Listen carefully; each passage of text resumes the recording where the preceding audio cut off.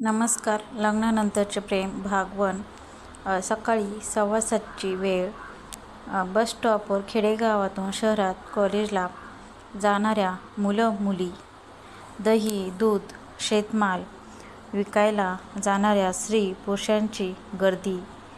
ही बस चुकली की परत 1 तासाने बस.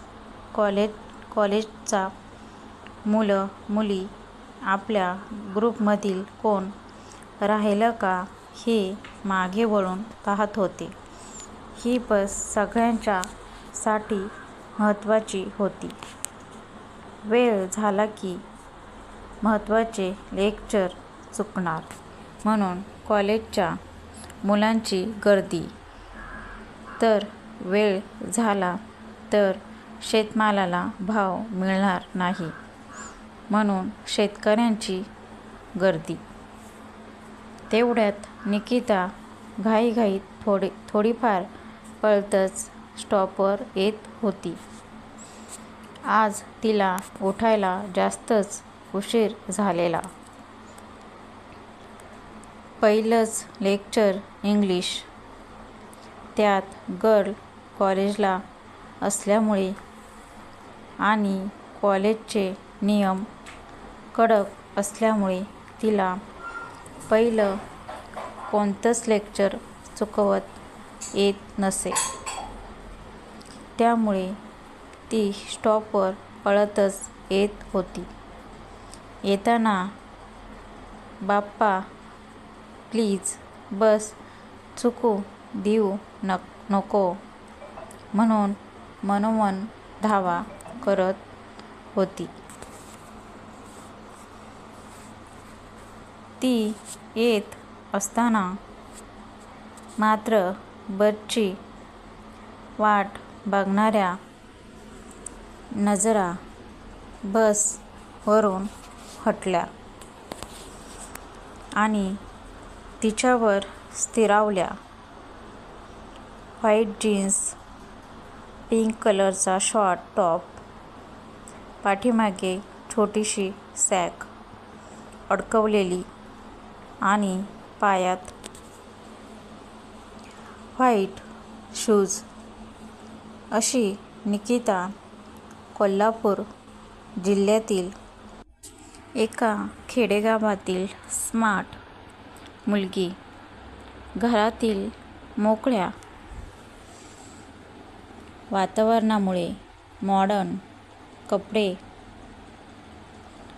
घालताना तिचा चेहऱ्यावर एक वेगळाच आत्मविश्वास. छोट्या छोट्या गोष्टींवर मनातून घाबरायची म्हणजे अगदी समोरच्या व्यक्तीला दुसरं कोण काहीतरी बोललं की हिला वाईट वाटणार आणि मग त्या माणसाला किती वाईट वाटलं असेल याची हुरहूर मनाला लावून घेणारी. मध्यमवर्गीय घरातील सगळ्यात मोठी आणि लाडकी असणारी मुलगी. घरात असणार वैचारिक स्वातंत्र्य, त्यामुळे ती स्वतःला खूपच भाग्यवान समजायची. त्यामुळेच तर खेड्यातल्या संकुचित वृत्तीच्या वातावरणात ती सहज वावरायची.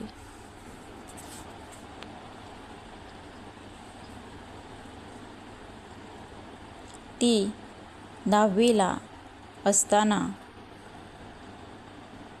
वडिलांचा उदार वृत्तीमुळे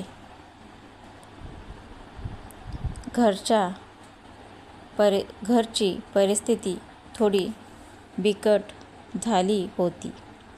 तरीही तिच्या घरच्यांनी तिचे स्वप्न पूर्ण करण्याचं ठरवलं होतं. पण तिला तिच्या बाबाला कर्जाच्या डोंगरात लोटायचं नव्हतं.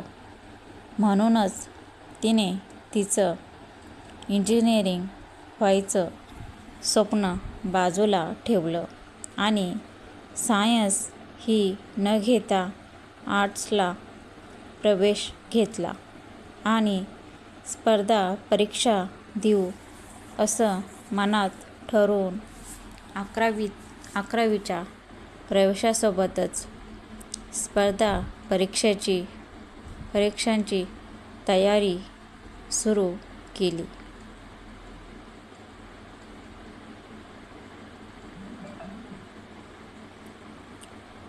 अशी ही निकिता उंच, गोरी, मध्यम बांध्याची, हुशार, थोडीशी बडबडी, सगळ्यांना मदत करणारी, लागवी, एकंदरीत कोणाच्याही नजरेत भरणारी मुलगी बस स्टॉपवर धापा टाकत आली. तिला पाहताच मुलांच्या हृदयाचा ठोका चुकला. थोडीशी मॉडर्न असल्यामुळे बिघडलेले पान अशा नजरेने काही लोकांनी पाहिलं आणि तिच्या मैत्रिणी आणि इतर मुलींनी किती लकी आहे ही, हिला किती स्वातंत्र्य आहे, आम्हाला पण असं लाईफ हवं होतं म्हणून मनात हेवा ठेवून बघत होत्या.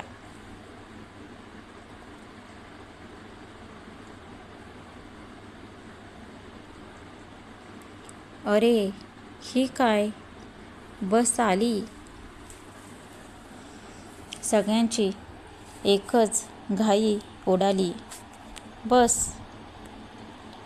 मधील सीट पकडण्यासाठी सगळे पटापटा चढत होते.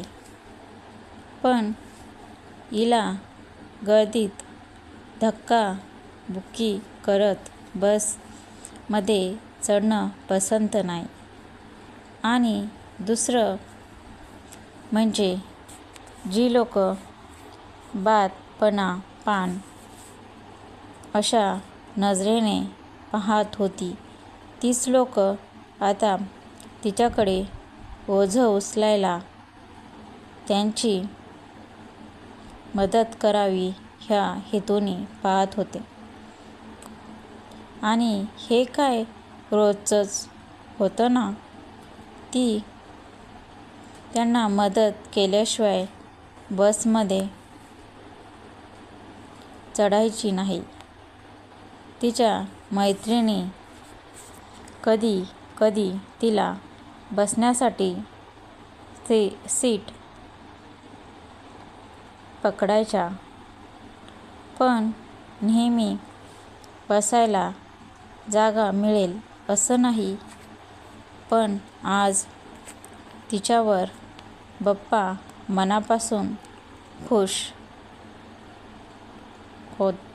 होते. आज तिला जागा मिळाली, ती पण खिडकी शेजारी. निकिताची कळी खुलली ती सीट बघून.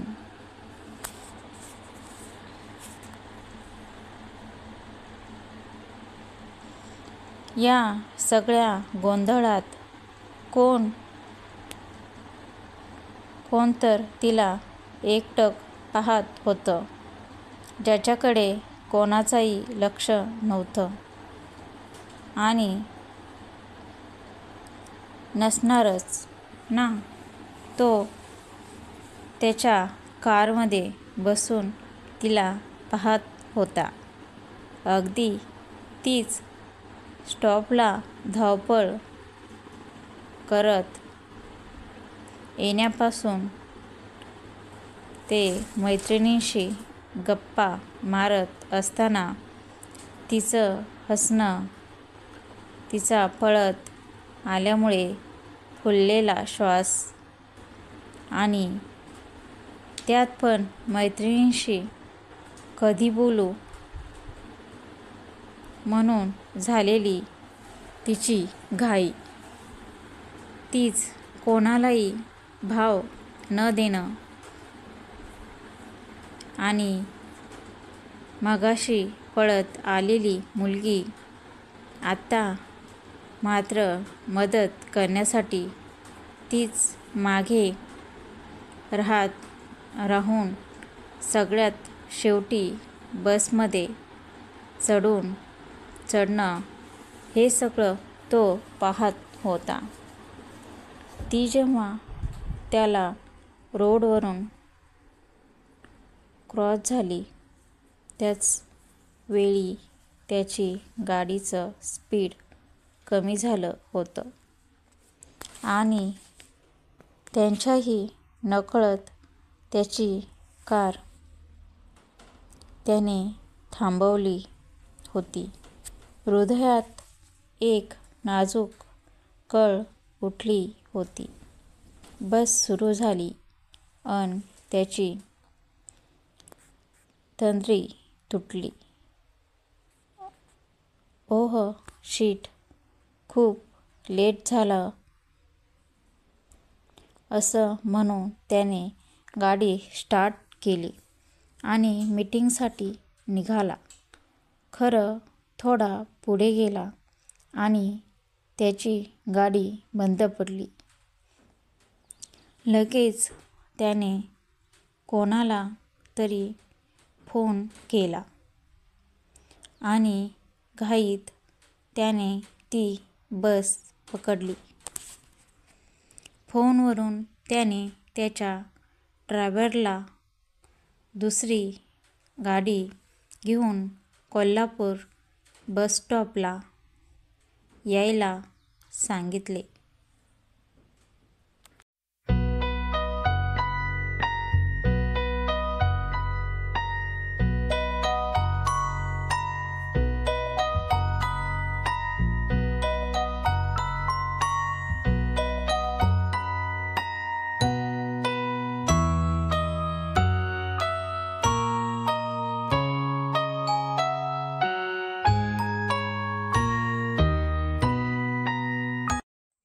कोण होता तो?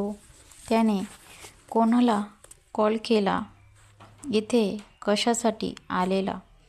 आणि पुढे काय होईल या दोघांचं ते पाहूया पुढील भागात. तर चॅनलला लाईक, शेअर, सबस्क्राईब करा. Thank you so much. Thanks for watching.